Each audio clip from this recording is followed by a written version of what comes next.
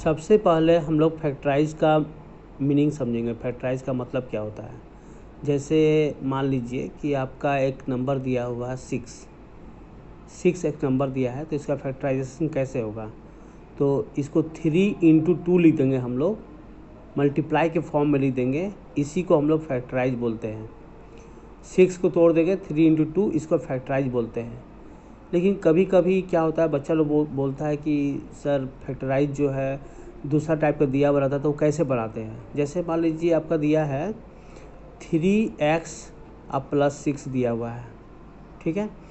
3x + 6 दिया हुआ है, तो इसका बच्चा लोग पूछ रहा है कि यहाँ पर प्लस है, तो प्लस है तो फिर फैक्टराइज कैसे हो सकता है। तो आप लोगों को बताए थे फर्स्ट वीडियो में कि फैक्टराइज 3 तरीक़ा से होता है। तो यहाँ पर एक तरीका अप्लाई करते हैं हम लोग फैक्टराइज के लिए। देखिए यहाँ पर 3 जो है कॉमन निकालेंगे हम लोग, ठीक है।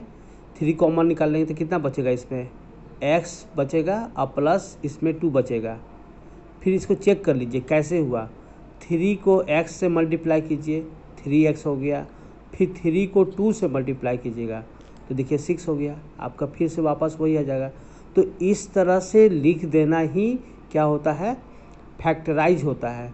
क्योंकि फैक्टराइज में मल्टीप्लाई का होना बहुत ज़रूरी होता है। तो ये जो प्लस है वो पहले दिख रहा था, अब लेकिन जब 3 कॉमन निकाल लिए तो ये प्लस नहीं दिख रहा है, इसके अंदर बंद हो गया और यहाँ पर मल्टीप्लाई चिन्ह दिख रहा है।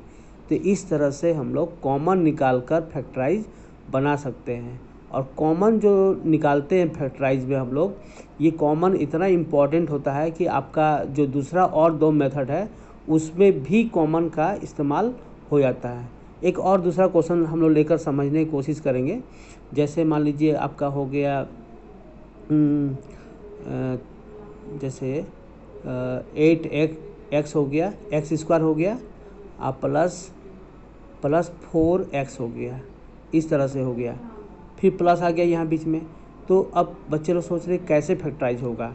तो यहाँ पर हम लोग क्या करेंगे कि 4x कॉमन निकाल लेंगे, 4x निकालेंगे तो कितना बचेगा इसमें, 4 2 जा 8, 4 2 जा 8 और x आप 4 1 जा 4। यहाँ पर इस तरह से कॉमन निकाल लेंगे तो फैक्टराइज हो जाएगा। तो कॉमन कैसे निकालते हैं, जैसे कि इसमें 8 है 4 है, तो इसमें कौन सा टेबल ऐसा है जिसमें दोनों आ सकता है, तो 4। और x इसके पास 2 है, इसके पास 1 है, तो एक कॉमन निकाल लेंगे। 2 निकालिएगा ना तो ये दे पाएगा, लेकिन ये नहीं दे पाएगा, इसीलिए सिर्फ एक ही कॉमन निकाल सकते हैं। जैसे ही कॉमन निकाले तो यहाँ पर ब्रैकेट आ जाता है, और ब्रैकेट आने के बाद यहाँ मल्टीप्लाई हो जाता है। और हम बताए आप लोगों को कि मल्टीप्लाई का होना ही फैक्टराइज होता है, समझ गए। और आज के लिए इतना ही। दूसरा वीडियो नेक्स्ट दूसरा दिन डालेंगे।